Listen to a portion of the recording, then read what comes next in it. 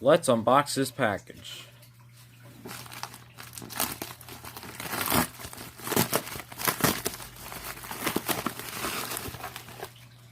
Let's unwrap this.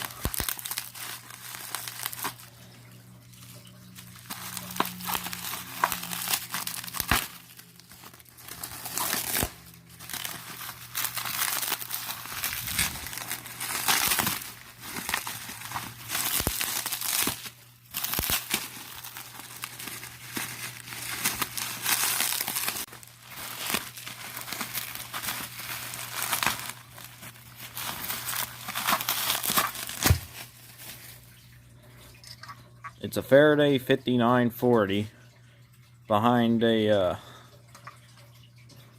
grill. Here's the back of it. Here's the tag. This horn is basically an early variant of the Simplex 2901 9833 or the Faraday 6020.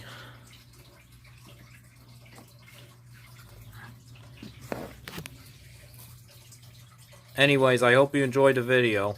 If you liked it, give it a thumbs up, comment down below, and subscribe. Go follow my Instagram at FirewormGuy283. Have a nice day, stay safe, and I'll see you soon.